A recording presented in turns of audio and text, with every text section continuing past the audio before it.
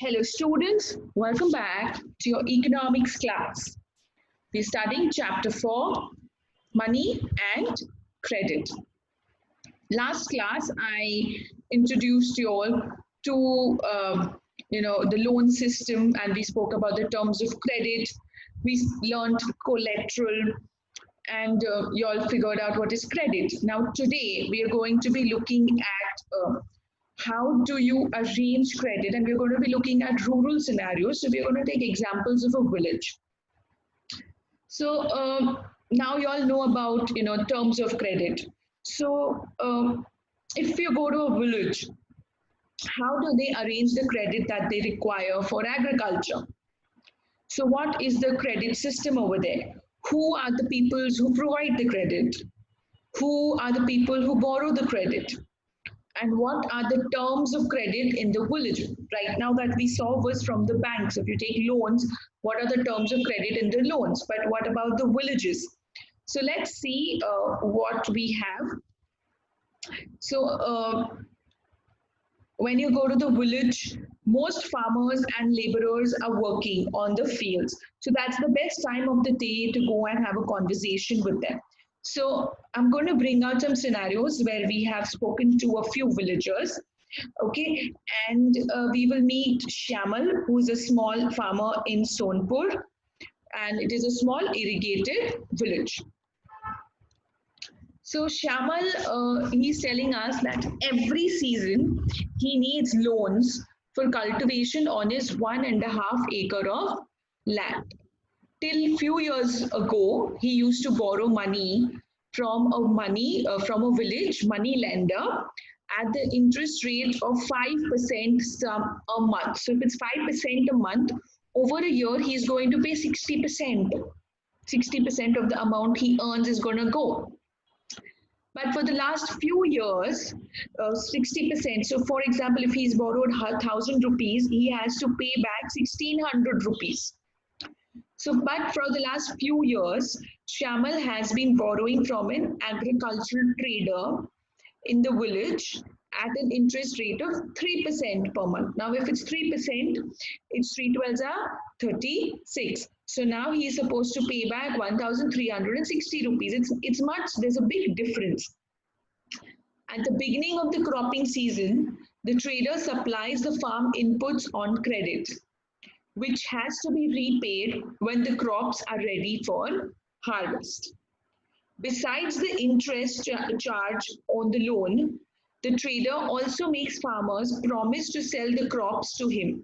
So, besides giving the loan to the farmers, the trader is also telling the farmer that you have to sell your crop only to me. Okay, so this way the trader can ensure that the money is repaid promptly. And also, since the crop prices are low after the harvest, the trader is able to make a profit from buying the crop at a low price from the farmers and selling it later when the price has risen. So now this is a story of Shamal. So he used to take it from a money lender first, but now there is an agricultural trader who gives him the money before his input. So at the beginning of the cropping season, he gets the credit, the money he wants. But he has two conditions. Number one, his rate of interest is low. And number two is you have to sell all your crops to me. So what does this trader do? He buys at a cheap rate. He buys at low prices from this farmer and he sells at a higher price in the market. And also he is earning interest income. So if he's giving the farmer 1,000 rupees, he's anyways going to get 360 rupees back more. So it's double profit for the trader. Next, we will meet Arun. Now, Arun is a supervisor. He's supervising the work of the farm laborer. Arun has 7 acres of land and he's one of the few people who receives bank loan for cultivation.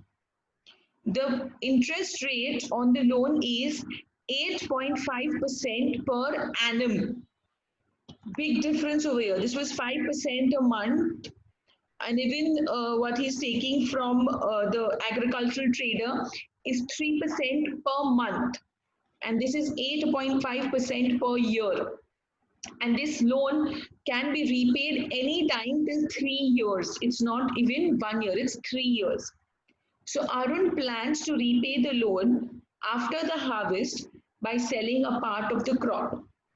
He then intends to store the rest of the potatoes in cold storage and apply for a fresh loan from the bank against the cold storage receipt.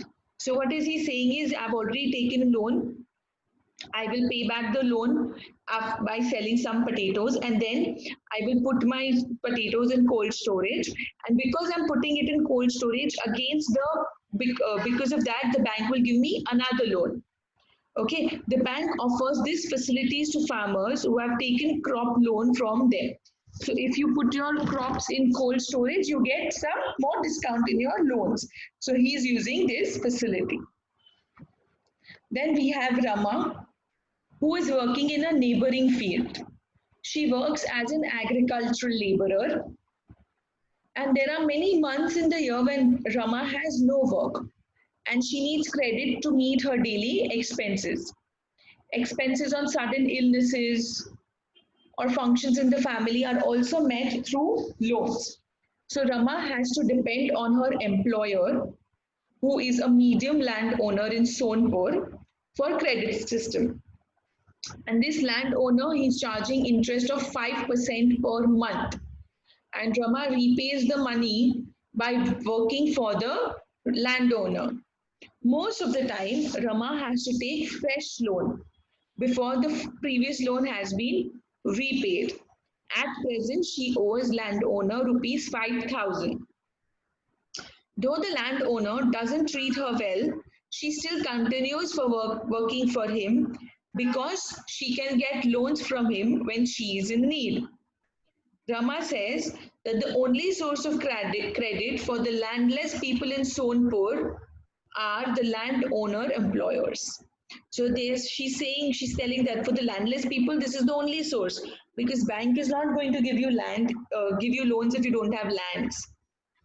Then we speak about loans from cooperatives.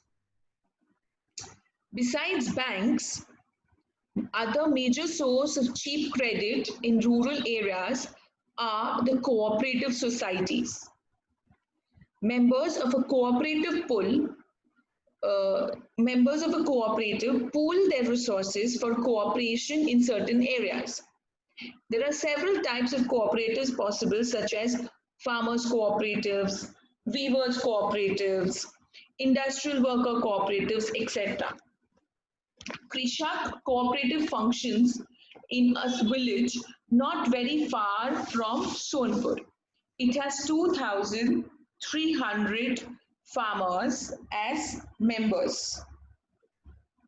It accepts deposits from its members, with these deposits as a collateral. Remember, collateral was an asset.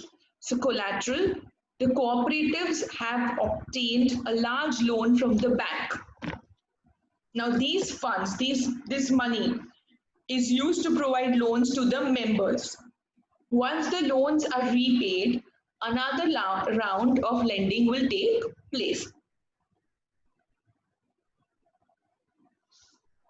Krishak cooperatives provide loan for the purchase of agricultural implements, loans for cultivation and agricultural trade, fishery loans, loans for construction of houses, and a variety of other expenses.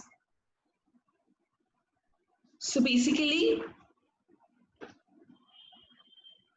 these are all the systems that by which these farmers, they get the credit for they get the capital for their farming. I had asked this question and we had spoken a little bit about it in the first chapter, but now we all know how they get more money.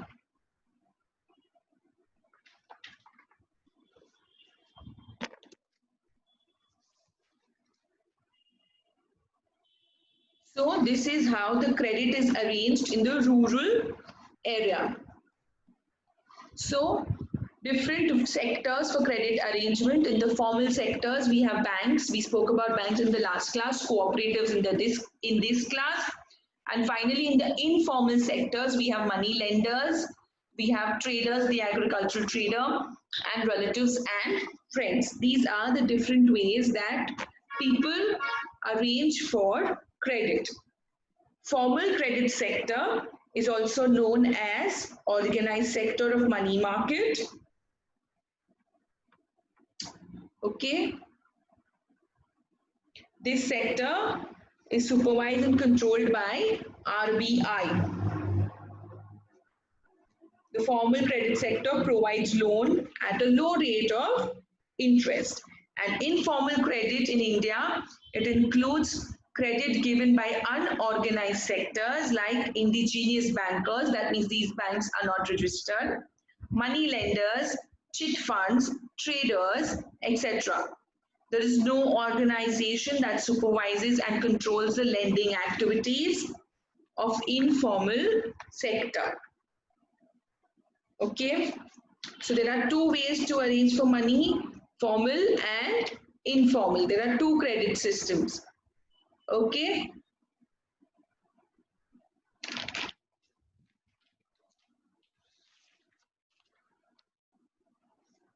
All right. Now you have this on page number 47 of your textbook. You are going to do this in your textbook. You're going to mark the answers. List the various sources of credit in Sonepur. Underline the various uses of credit in Sonepur in the above passages. I have spoken to you about four passages we've discussed. Out of these four passages, what was the use of the credit? You're going to underline it. Compare the terms of credit for the small farmer, the medium farmer, and the landless agricultural worker in Sonepur. What was the difference in the terms of credit for them? Why will Arun have a higher income from cultivation compared to Shyamal? Can everyone in Sonepur get credit at a cheap rate? Who are the people who can? Now, you have to take the correct answer. Over the year, Rama's debt will rise, will decline, or will remain constant. Arun is one of the few people in Sonepur to take a bank loan because other people in the village prefer to borrow money from the money lenders. Banks demand collateral, which everyone cannot provide. Interest rate on bank loans is same as the interest rate charged by the traders. Talk to some people to find out the credit arrangement systems that exist in your area. Record your conversation and note the difference in the terms of credit across people. Okay, so you will do all these except question number 7. You don't need to do that. So all this you're going to do in your textbook. With this, I end today's class. Children, stay home, stay safe, take care, start studying. Okay, thank you.